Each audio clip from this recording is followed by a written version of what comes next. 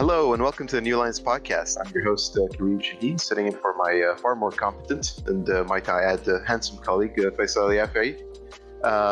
We've got two guests with us today. You are, of course, used to us bringing you stories from the Middle East and beyond on matters of great significance and controversy, and I will say quite seriously that none are more controversial than food. If you follow me on Twitter, you know I've gone on moral crusades over the desecration of hummus, one of our favorite dishes in the region, but more on that later. We've got two incredible guests today to talk about food, to talk about how it can bring people together and how it can set us apart as well. Our first guest is Suna Çağaptay. She's an author and professor of architectural history and archaeology at Bahçeşehir University in Istanbul. And I will say before I welcome her that the first time I contacted Suna was to get her to write a story for us about the Fatimids in Egypt.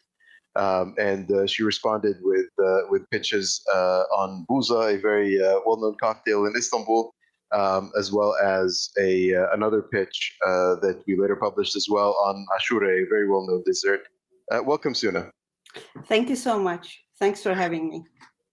And our second guest is Riada Asimovic Akyol, and she's a contributing editor at New Lines, who's written for us about gastro-nationalism, and we'll talk about what that is in a second. Welcome, Riada. Hi, Kareem. It's always so great to chat with you. Lovely to have you both. Thank you so much for joining us. So Suna, I want to start with you. Could you tell us a little bit first about what Ashura is? Sure. It is a pudding that's made with wheat as well as nuts, sugar, and dried and fresh fruit. And it is the way that it functions for me. It is, very personal, and it's one of the recipes that I feel like, I can connect with my roots, with my background, with my religious orientation and belongings. Talk a little bit about that. You talk in the piece a lot about how it was, a constant presence during Ashura celebrations, which is primarily a holiday that's primarily celebrated by Shias and Alevis in Turkey, correct? Yes. So for Turkey, I think it is both cooked by the Alevis and the Sunnis, but the household that I grew up in was an Alevi household, and it was an important religious food for us around the time of the Muharram. On the 10th day of the Muharram, my mom would cook the Ashura pudding and we would share it with our neighbors. So I grew up, watching her making the Ashura and distributing it to the neighbors. And then when she died, and it was around the time that I went to the US to do my PhD, I just, remember that particular episode with her. And I think it was a way for me to get in touch with her, emotionally and food-wise or food-ways. And I started, cooking my own ashuras, sharing it with my friends and with my colleagues.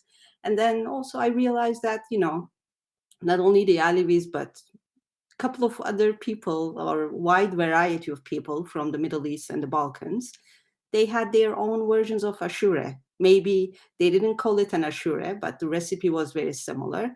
And it also fulfilled similar functions or served similar functions like funerary functions, celebrating important days of the year, celebrating the feast days of the Orthodox saints in the Balkans, things like that. So I was very startled, very surprised that, something that I associate with my own background had this really widespread, very dynamic impact all around the world. And this is how my, I think, interaction with the Ashura started. And since then, since 2000, I have been cooking my own Ashura, not only around the time of Muharram, but also, whenever I'm asked by friends or by family, I cook my own Ashura. So what goes into it? I know you've written a recipe for us, and the recipe that you use is a little bit different than the one your mom used when you were growing up, right? Yeah. Again, my mom's version was very minimal. It had wheat berries, chickpeas, white beans, dried sultana raisins, and walnuts, cinnamon, and sugar. That was her recipe. But I think as soon as I browsed through the cookbooks and spoke with other people who were making similar Ashura-like puddings and desserts, I came up with my own recipe. Whereas, my mom's recipe is very minimal, and she used to serve it hot, steaming hot, and it was very watery. It wasn't very thick.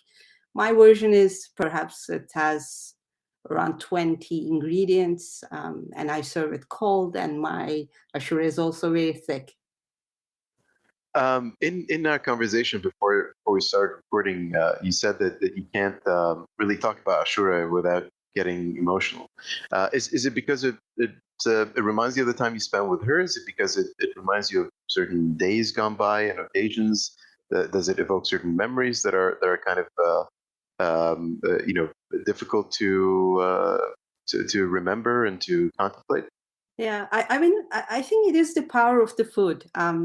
Food has really interesting impact in one's life. I often feel emotional when I think about the recipes that my mom used to make, or the ashuras she used to cook and serve. It just takes me back to that particular moment with her. And also, I think ashura or any other recipes that she would make or she taught me how to make are nostalgic right now for me. It is just the wound that I don't want to go to and the feel or the scratch always, almost like that. So as I said, by nature, I'm a very emotional person as well. And, I attribute maybe sometimes silly stuff to food and things like that as well. And that's why, I don't feel, I don't feel sometimes very comfortable talking about the recipes or the rituals of making of the ashura with my mom or with the members of my family. I think I speak for the whole New Lines family in expressing our gratitude that you shared it with us. My pleasure. Riada, so your piece talked a bit about Turkish cuisine and Bosnian cuisine, and we'll get to that in a second. But you talked about how food can drive us apart and how it can be used by tyrannical regimes like the Serbian regime that perpetrated genocide in Bosnia to divide people and to sort of promulgate a cultural purity through the use of food and cuisine. And you described that as gastro-nationalism. Could you talk a little bit about what that is and how it manifests in particularly in places where there's conflict and an ethno-centric conflict in particular? Absolutely. And I just want to say that makes two of us, or maybe even three of us, emotional in this conversation. Or maybe, food is so powerful indeed, and it evokes all sorts of memories, like Suna said. For me too, it reminds of moments and of people who both made that food for us, or people we shared that food with. So just a little bit of background on that piece that's actually called Recipes for Disaster, and kudos to the team editor who coined such a wonderful title. It is inspired by a series of true stories and habits, and one of them was being a frequent visit to a small supermarket in a DC suburb that sells a lot of products from the Balkans and Turkey, where my husband happens to be from. And so the products that we buy and the dishes that we make and eat in our house, of course, they do have some differences, but they have a lot more in common. And it was during the pandemic lockdowns, I think, in 2020 and partly in 2021, that I personally started thinking a bit more consciously about, or maybe in new ways, about how and what is my relationship with the food and what it represents for me, and also to study a little bit more from a political standpoint about the relationship between food and politics and nationalism, because I can't escape it because of my background. And so in my household, as I said, those conversations about, who makes it better are almost always benign. But I have been aware for so long, both in the Balkans, and I know how food can also be politicized in Turkey as well, and following conversations from different regions. I actually don't think that there is a region in the world where these food fights or conversations are easy, because there's so much passion related to it. But supposed origin of a particular dish can get very politicized online and offline. So when we speak about the Balkans, and now that you mentioned it, one of the very, very and most toxic consequence, or shall we say manifestation, has been pretty racist, in a way that for example, in 1995, some Bosnian Serb soldiers invented a popular song called "Remove Kebab," and at the time, it served as a praise of wartime Bosnian Serb leader Radovan Karadzic, who orchestrated the genocide. And with that slogan, all Muslims became kebab eaters, so to speak, and that particular phrase became a slogan for murdering them. Later on, in 2006, that song became viral, and it became a meme that today is used worldwide by white supremacists and Nazis. And that also includes a terrorist in Christchurch, New Zealand, who massacred 51 innocent worshippers in 2 mosques because he had literally kebab remover, among other racist slurs, on his guns. And he referred to himself as a kebab removalist in his online manifesto.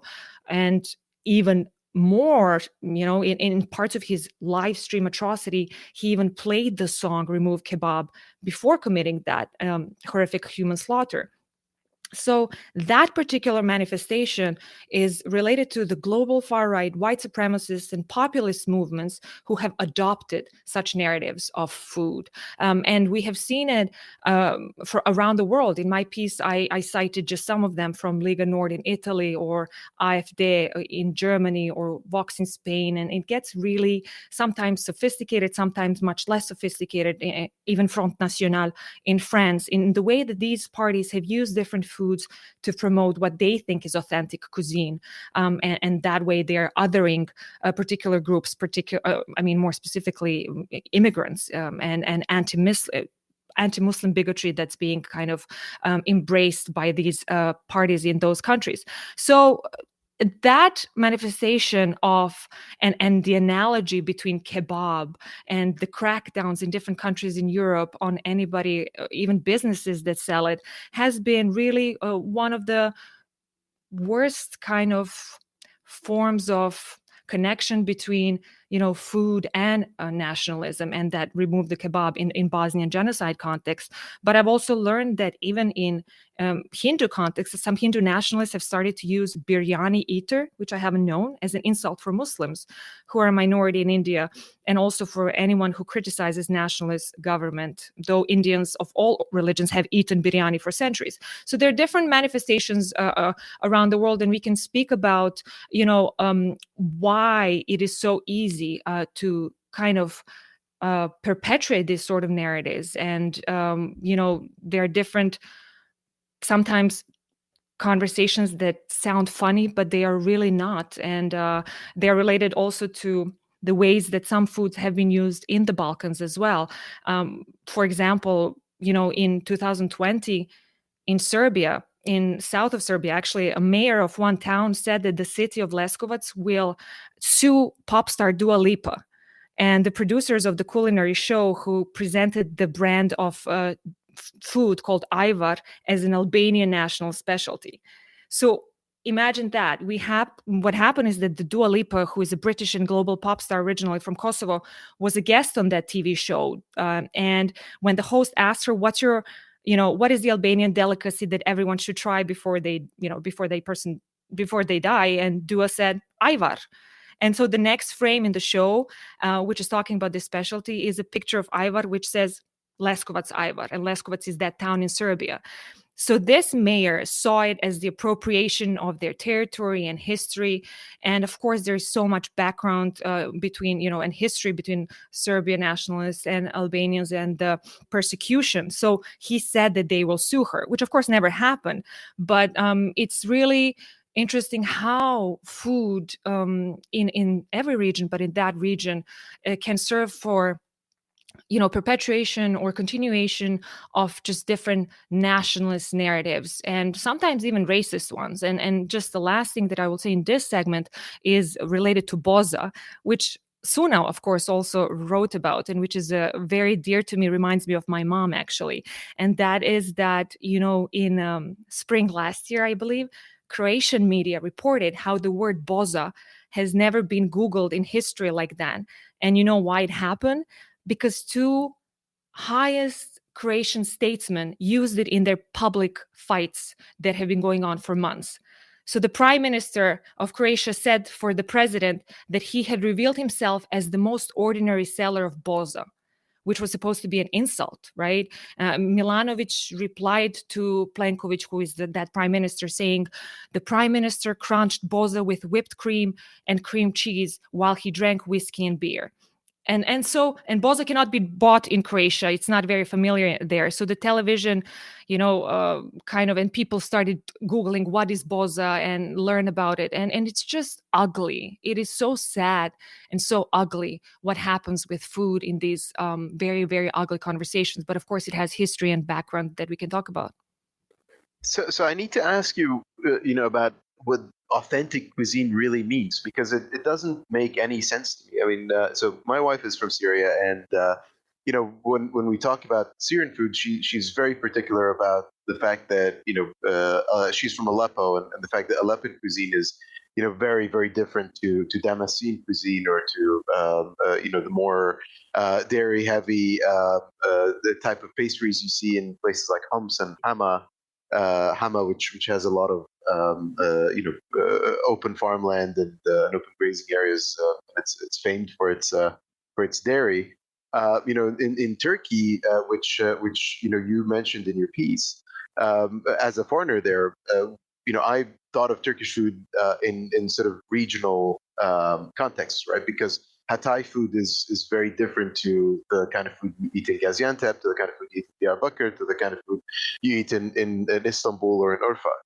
And so what does it mean for cuisine to be authentic if it varies so much from within a country? If there's so many influences, you've got in Aleppo Armenian influences, over dishes, Turkish influences as well.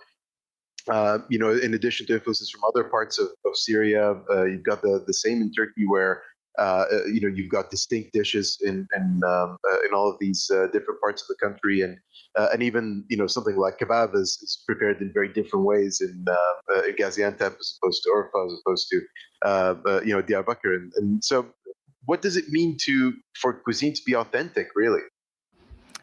I love that question, and I think there are different ways of approaching answer to that, and Suna can chip in about Turkey, of course. I think that obviously I researched because of preparing for writing that essay and because of personal interest, and it's really amazing how the scholarship on gastro-nationalism as a sort of discipline, and actually interdisciplinary scholarship on it, is arising, because there is sociology, there is politics, there is political economy, there are all sorts of factors that come together, and there should be looked when we speak about this. But just like so many scholars and writers pointed out for so many other subjects in food-related matters too, we are talking about centuries of mixing of all sorts of stuff, of ingredients, culinary techniques, food traditions. And you mentioned right now as well, like so many different peoples who lived pretty much, in empires. And that is very important to kind of mention when we speak historically. If we do speak specifically about Ottoman Empire, what I relied on is scholarship by people who have researched it and talked about that historical part. And I learned that since 2000, there is that renewed emphasis on Ottoman Empire's cosmopolitan character. And there are a lot of factors like, high-end restaurants serving Ottoman cuisine. And that before that, until the 1980s, there was not much even literature on Ottoman culinary cuisine. There was one book that was very popular. I think it was published in 96, from what I learned. It's called Timeless Tastes, about Turkish culinary heritage. But even, I mean, there is like not even a precise definition of Ottoman cuisine, and different scholars define it in different ways. Some say that it is the food culture of the Ottoman palace. Other scholars like Özge Samancı, whose scholarship I read, say that it is kind of traditional Turkish cuisine of multiple ethnic communities that live there. But what is undeniable is that it is a mix of culinary traditions, like you say, of people who lived in that space. And then, of course, in this context, since the 50s, migrants from Anatolia, Eastern Anatolia, came to Istanbul, and they have started to open food outlets and sell different local products.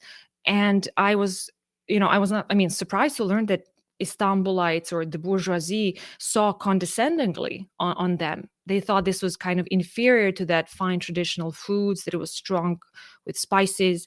But today, the subject of cuisine in Turkey has become politicized. And actually, in my piece, I do mention Musa Dağdeviren of Istanbul's Chia restaurant. And he's famous creator of the food and culture quarterly called Yemek ve Kültür, Yemek and Food and Culture. And so I saw his an episode about him on a Netflix TV show, and I was so interested in learning about him because of what he said. And I got his cookbook, and he said, well, ancient Greeks lived here, and Romans and Byzantines and Anatolian Seljuks, and they all made their unique mark. So what happened afterwards, and we can talk about it. I wonder if Suna wants to chip in on this, and I can talk about Austria-Hungarian Empire because I know similar dynamics happened there.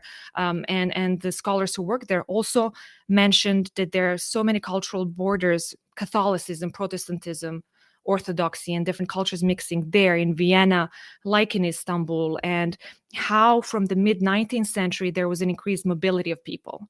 How people traveled more for work and study and leisure, and how that melting pot actually became really, that empire mix was reflected in that cuisine.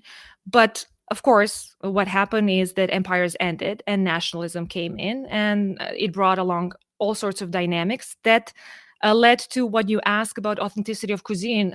But and I can tell you what I learned about it. I just wonder if Suna first wants to add something from her knowledge and background about this dynamics in the Ottoman Empire. Yeah, I want to ask Suna about it. I will just mention one quick thing is that I did not know that something called Ottoman cuisine existed, despite living in Turkey for a while, until I went to this restaurant called Asitane, I think, which is next to the Kareem Museum. And it was so different to everything that I was familiar with, not just in Turkey, but in cuisines across the region. It was really quite striking. Suna, can you talk to us a little bit about your take on authentic cuisine, particularly because you grew up in a mixed neighborhood in Malatya, right? And you're the families presumably ate differently among Alavi and city families, or was it? Was it something that was sort of distinct to the town itself, the city itself? Well, typical Malatya cuisine is like very interesting, and it is very confined. The cuisine is based on using bulgur, and we make perhaps like 10 or 20 different recipes with using tree leaves. So we make dolmas with quince leaves or cherry leaves or plum leaves or things like that. So all sorts of different things. Malatya is situated in the eastern part of Turkey, very close to Antep, Urfa, the kebab capital of Turkey. But the stuff that we work on in our cuisine is not very kebab oriented. It is very bulgur oriented. And I think it's, in a way, it's like the cuisine of the poor people, right? So I grew up eating a lot of bulgur, and when in my teenager years, I hated bulgur. Now I'm going back to it, thinking that it was the healthy item. But as I said, the cuisine of Malatya is very different from its surrounding towns.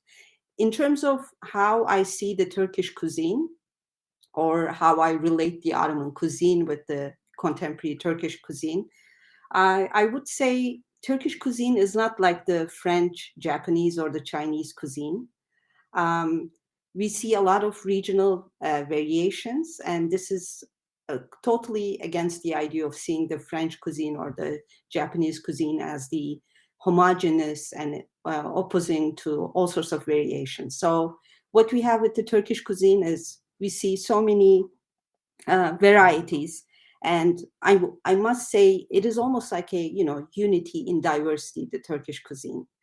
And in a way, what Riada said about Musa Dağdeviren and his restaurant in Chia, what he bases his kitchen on is the understanding, throwing in an understanding for the Anatolian cooking practices through the ages. So he's very immemorial, he's very perennial, and he's interested in the history and how different types of food and ingredients and the recipes diffuse and get adapted from one setting to another, regardless of the religion, regardless of the ethnic background, and so on. And I find that very, very fascinating.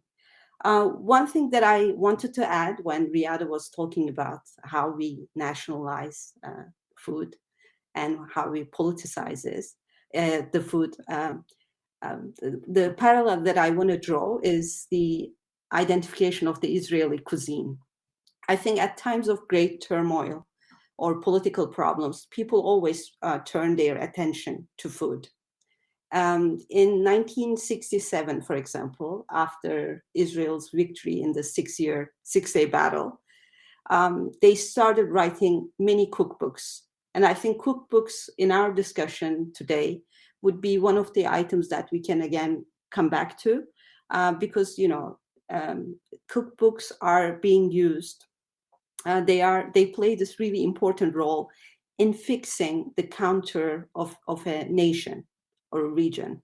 So, for example, the cookbooks that are written in the late 1960s, in the early 1970s in Israel, they attempted to describe what Israeli cuisine is, and it said it was mainly Jewish, and it got European and American values or practices or ideas in it. So, for example, they rejected totally Arab or Palestinian element in it. They ignored it, but at that point, I think they had a reason for it. And one of the cookbooks that was written around that time by someone by the name of Ruth Sirkis. She was the wife of a diplomat who traveled with her husband quite a bit. She says a typical Israeli cuisine or table must have Israeli chopped salad, shakshuka, falafel, kebabs, goulash, schnitzel, and the Yemenite soup. And I just look at the list and I said myself, what is Israeli about this table, right? But, at that point, they were so careful about creating a new identity and drawing in all the references that they can identify with the Israeli background, I think. And that way they managed to claim that land. They politicized it and they managed to claim their identity. And I think the same person, and I'm going to finish with that in regards to that question. The same lady, Ruth Sirkis, in another interview, she was asked to define what Israeli cuisine is. And she said, you define what love is, and I'm going to define what Israeli food is for you. So it just gives you another idea that this matter of identifying the cuisines, it is very subjective. We cannot claim, we cannot own any recipe because we want to, we feel like we own it. There's no such thing, I think, because the food, as I said, it is very dynamic. It has this really dynamic, vibrant nature, and it travels from one place to another with the help of the human beings and societies. We're inching ever closer to the topic I really want to talk about, which is hummus. But before we get to that, I wanted to ask both of you. The Israeli claims over certain ingredients or certain recipes is something that does cause an enormous amount of chagrin on social media and among commentators, and I wanted to ask you, what are the practical, implications of, say, a hummus dish, or a restaurant, claiming to be serving, an Israeli dish as opposed to a Palestinian dish. When it's something that obviously was part of Palestinian cuisine before Israel as a state existed. What are the practical implications of this in the real world? Why do people despise it so much? Oh, we're getting ever so closer to hummus wars.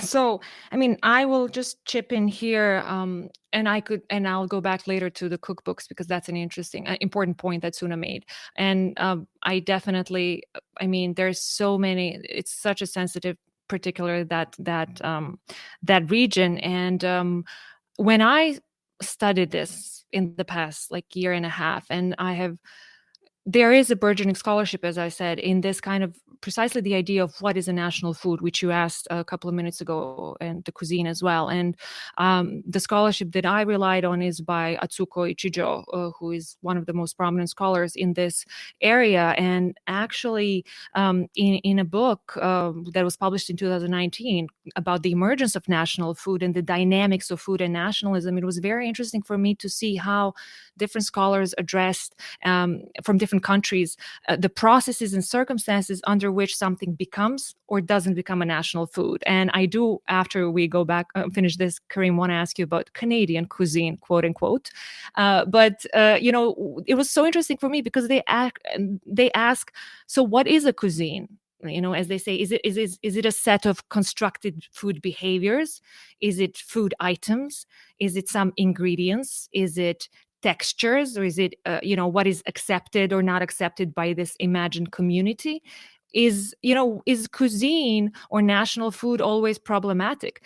And what I thought was fascinating is that the authors actually suggest that instead of cuisine, we start using more the term national food, because in their opinion, it's not essentialist in that way, or it just shows that food is seen as national by at least some members of that nation, and that cuisine could be more problematic rather than saying national food.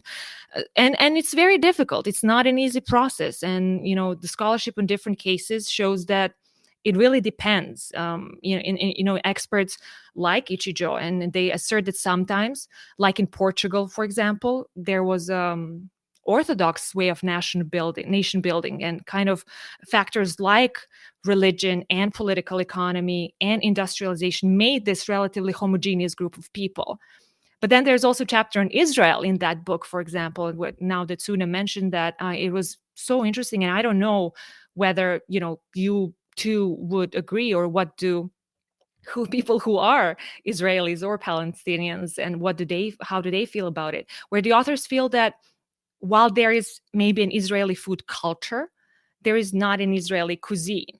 So, and the way that cookbooks kind of portray this also reflects the different views about it. That, there is, and I do own both the Jerusalem and Palestine cookbooks by Ottolenghi and Tamimi, which are very popular, or Tamimi and Tara Wigley, respectively. And it's, it's different. It's very interesting how these cookbooks present these very sensitive political circumstances in different ways. Like in Jerusalem, the food is described as Jerusalemite. And the author stated nobody owes a dish because it's the dynamic nature of the food. But then other cookbooks, like I read, there's this cookbook author, Gore, who states that, well, many Israeli dishes have Middle Eastern or Arab origins, but now they have become, Israeli because the journey they have gone through in Israel makes them so. And like Suna mentioned, ultimately in this specific case, but I think it could be applied elsewhere, is that, and the authors of this chapter on Israel say that the reason why the Israeli food concept is so contested is because, well, the Israeli national identity is contested and multifaceted. And so, there are different divisions within it and different concepts of their national identity. So, Jewish, Israeli, Arab, Palestinian, multicultural. So, in that sense, the emergence of national food, as you posed that question, Kareem, is very interesting. And we can talk about the US as well, and why something like hamburger or Frankfurter is accepted, but what's the place of tacos, as it has been, written about, etc. But I'm curious, Kareem, to ask you, what do you think about the Canadian cuisine? Because I've read that, and you can tell me whether you can guess the background of the author, just saying that basically it's impossible to have a national cuisine in Canada because its multiculturalism just prevents it. Well, it's I think it's with Canada specifically, it's an interesting question because you see in obviously different parts of Canada are quite different. For example, in Quebec there's a very at least I don't know if it's misguided or not, but there's at least an attempt to grapple with the idea of what Quebec identity is and how it relates to secularism and how to enforce that identity in the face of changing societies and so it's difficult to come up with that question. I think the interesting thing about Canada is that at least in my short experience as an immigrant here, it does feel like the communities are a bit more segregated is not the right word for it, but they I feel like the melting pot model that you hear about in the States. It's a bit different here, and it feels like, for example, the Arab communities, like let's say the Levantine communities, Syrian, Lebanese, etc. They tend to congregate in certain areas where they live and they shop and they socialize, and it's the same with other communities, and I think that's been exacerbated by the pandemic too. So you end up having almost like discrete mini cultures in at least in where I live in Montreal, and it feels that way to a certain extent, and so you can kind of hop between the communities and kind of experience an almost local experience in in each area, but without one thing that kind of unifies all of them as an identity. That said, I'm a huge fan of poutine, which, if any of you have had it in Quebec, it's essentially fries covered with cheese curds and gravy, and it'll warm your heart in winter, which is endless. But Riada, I wonder if Suna can maybe answer this part of the question. But I understand some of the how food is tied up with identity, but how does it damage the Palestinian cause and the argument for self-determination for Israelis to have their own food identity or their own sort of take on the cuisine or on certain dishes? I think what Riada mentioned in terms of Sami Tamimi and Yotam Ottolenghi, what they had been doing or what they have been doing individually and together, I think it just did a lot of good to our understanding of what Palestinian food is. And here I include both the Arab and the Jewish presence within the culinary tradition. And calling it a Jerusalemite, not Israeli, not Palestinian, but labeling the food with the city, I think it just makes a lot of sense. And I think for cosmopolitan cities or cities with really long history, like Istanbul, Athens, Sarajevo, Thessaloniki, we can just play the same card. If we call the cuisine Istanbulite cuisine, many people would understand what we are talking about. We are talking about a cuisine that is including the culinary practices of the Armenians, the Jews, the Greek Orthodox, the Muslims, immigrants from the Balkans, and so on. I think it's a much better umbrella term for identifying sort of national or cultural zone within our understanding of what food is. So in that regard, I think the people that had to be congratulated are those two chefs whose books were really phenomenal.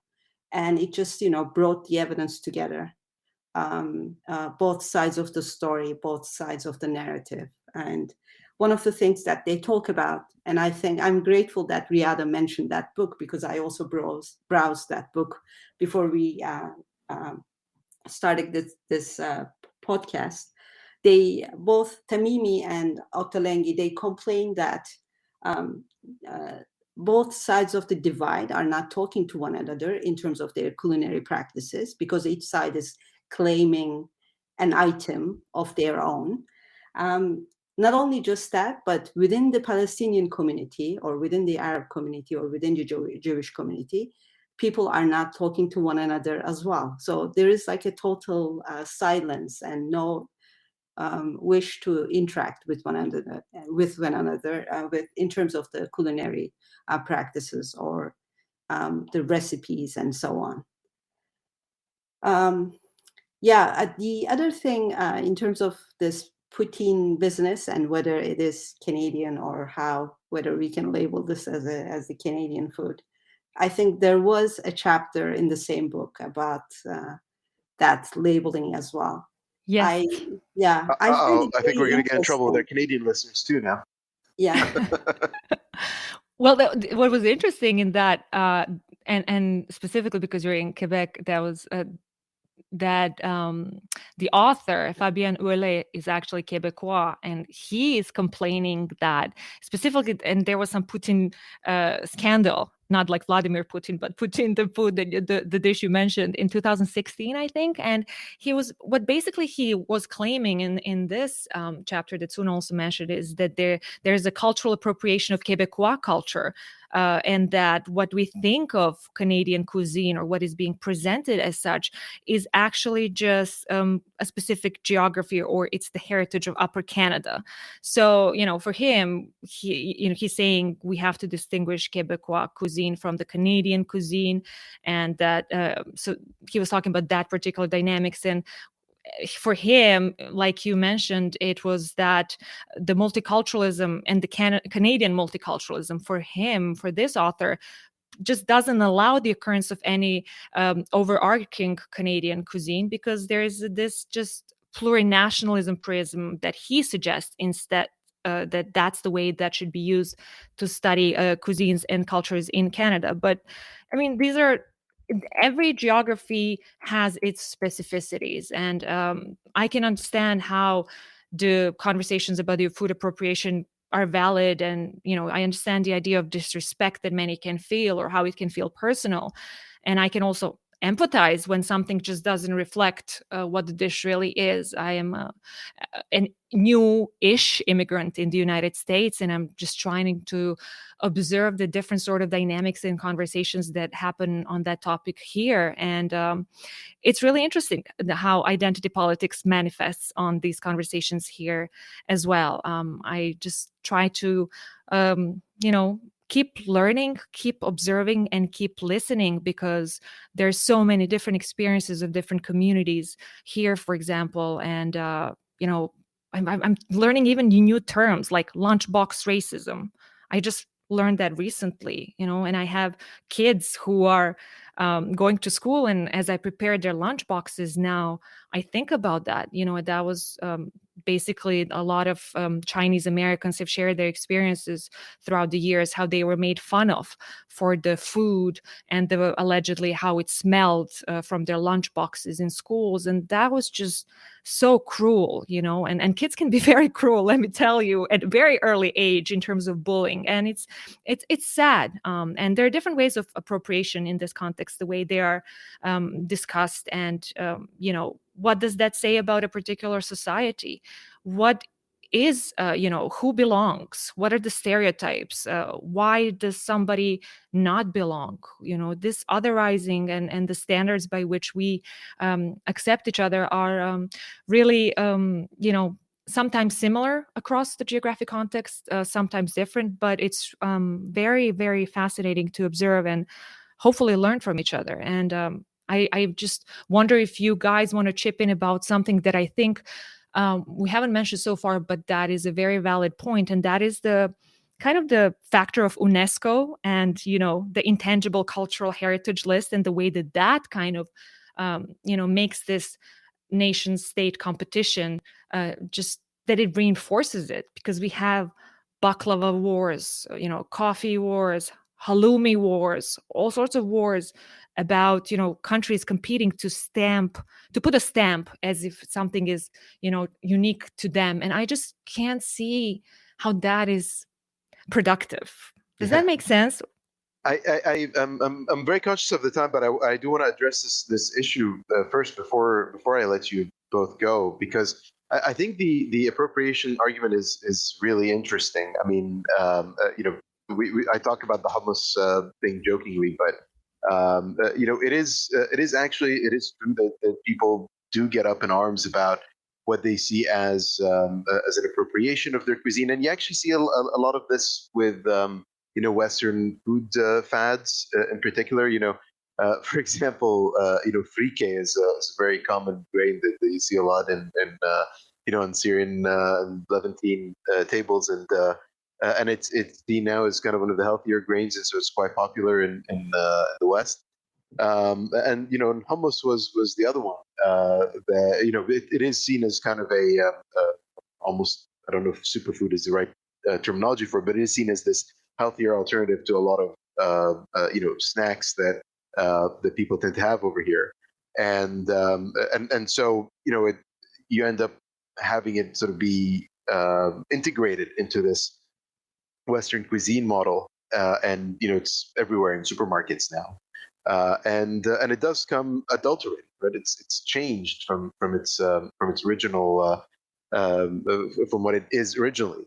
And then the other side of this, which I found absolutely fascinating, is that you see basically the same exact food or drink in different communities, and different names for them, and you'll end up causing a major offense if you were to refer to them by the names that you're familiar with. I'll just give you a small example.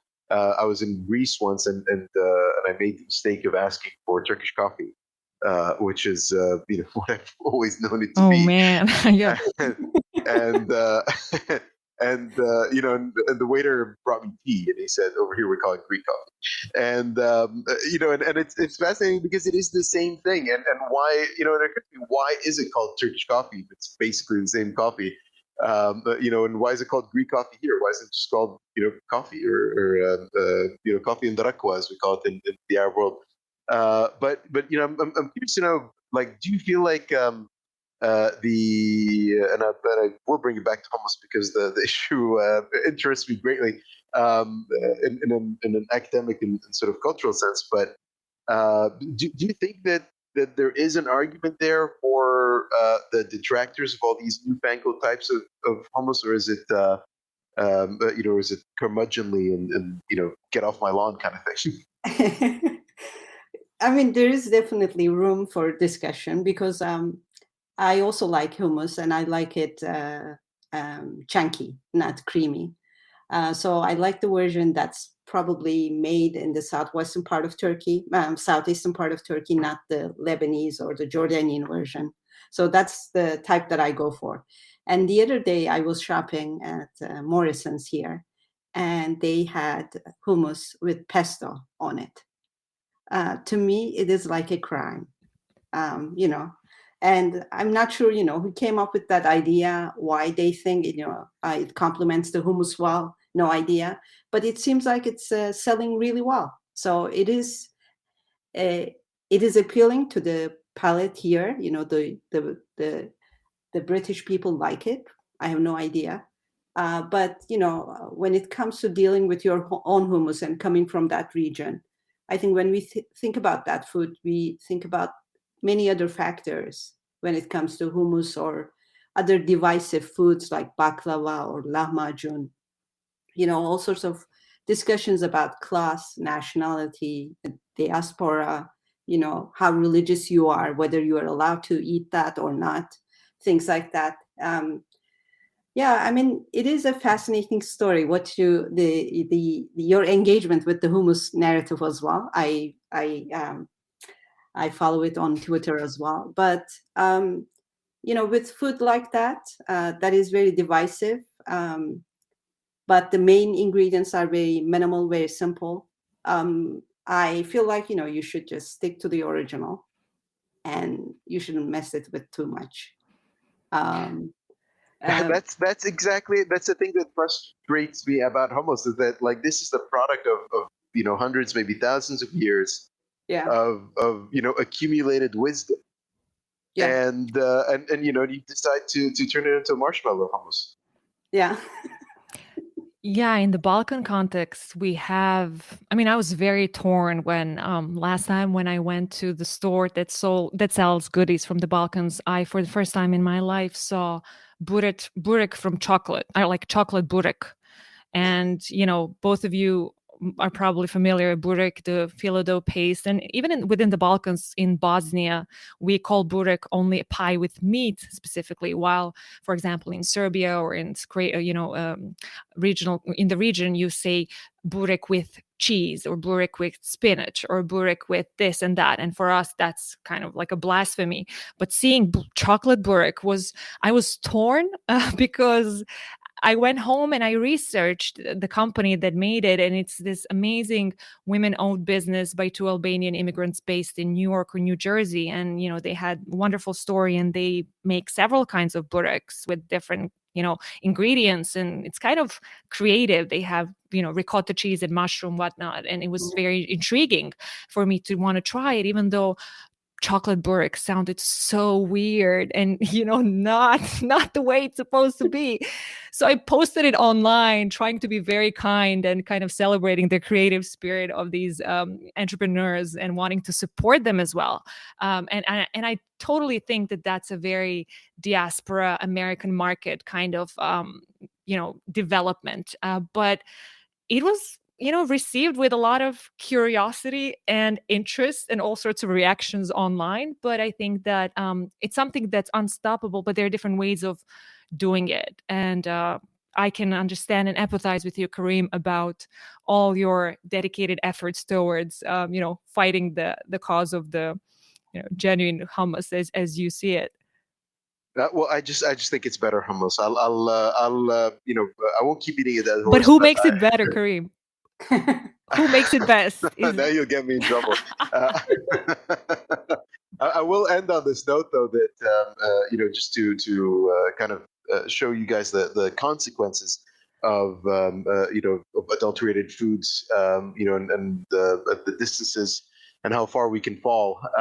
There was a story a while back, recapturing some of the aspects of Richard Nixon and his presidency. And it turns out that Richard Nixon loved to have for breakfast cottage cheese and ketchup. Wow. Man. Oh, okay. Yeah, that's what I want to call breakfast Americanism. But that is lunchbox racism. I think that's a breakfast Americanism. Well, I'm really grateful to the both of you for coming here and spending this hour with me and with New Alliance's readers and taking the time. And I can't wait to read what you write next for us, Suna and Riada, and to continue the conversation on social media. Thank you both for coming. Thank you so much. It was a pleasure. Likewise. Thank you so much, Kareem.